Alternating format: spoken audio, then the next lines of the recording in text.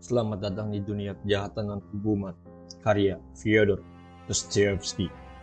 Sebuah novel yang menggali dalam psikologi manusia, mengeksplorasi tema moralitas, rasa bersalah, dan penebusan. Berlatar di Saint Petersburg, abad ke-19, mahakarya sastra ini mengikuti kisah Rodion Raskolnikov, seorang mantan mahasiswa miskin yang terjerat dalam jaring kejahatan dan akibatnya. Raskolnikov, protagonis kita, adalah karakter yang kompleks. Ia tinggal di apartemen kecil yang kumuh, berjuang dengan kemiskinan yang menyedihkan. Pikirannya adalah medan pertempuran antara pikiran dan emosi yang bertentangan, berayun antara gagasan-gagasan yang agung dan keraguan diri yang melumpuhkan. Dalam keadaan yang penuh gejolak inilah ia merumuskan sebuah teori keyakinan bahwa individu-individu luar biasa memiliki hak untuk melanggar batas-batas moral jika itu melayani tujuan yang lebih tinggi.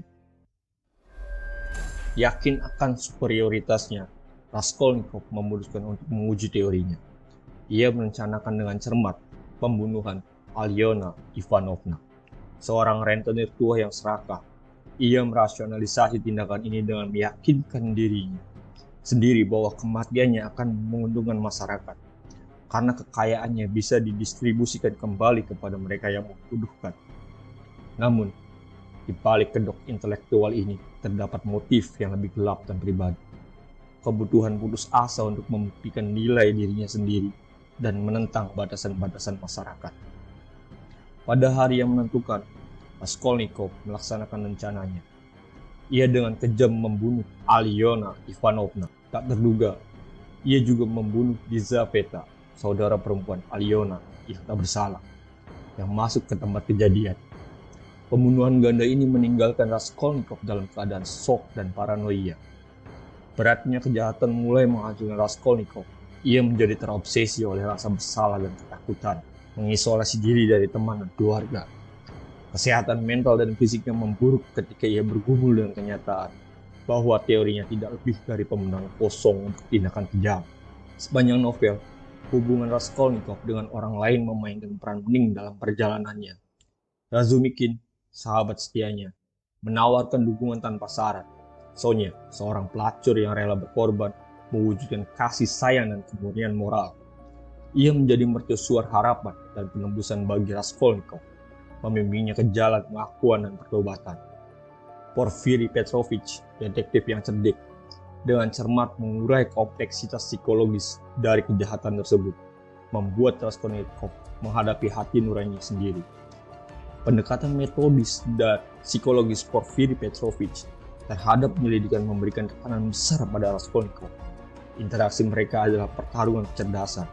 Dengan Porfiri perlahan-lahan menyudutkan Raskolnikov, memaksanya untuk menghadapi rasa bersalah dan kegagalan moralnya.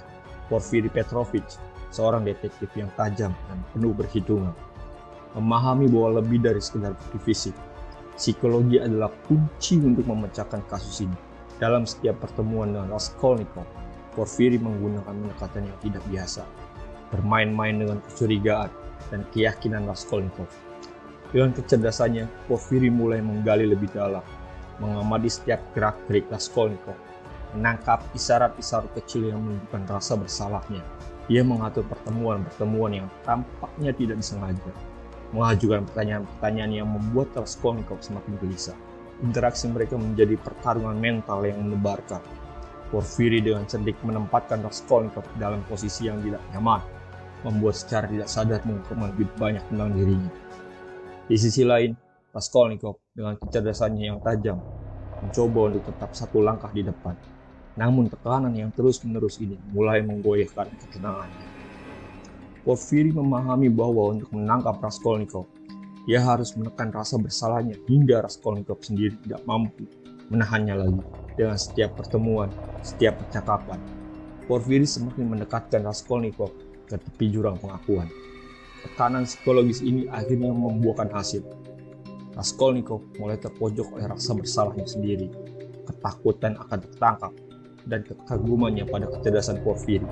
Dia tahu bahwa waktu terus berjalan dan bahwa dia tidak bisa terus bersembunyi dari kebenaran. Akhirnya cinta dan keyakinan Sonya yang tak tergoyahkan membawa Raskolnikov ke titik balik yang penting. Dalam momen kerentanan, ia mengakui kejahatannya kepadanya. Tindakan pengakuan ini menandai awal dari perjalanannya menuju penebusan. Tindakan menyerahkan akhir Raskolnikov mengakui kepada pihak berwenang, melambangkan penerimaannya atas tanggung jawab dan langkah pertama menuju penembusan moral dan spiritualnya.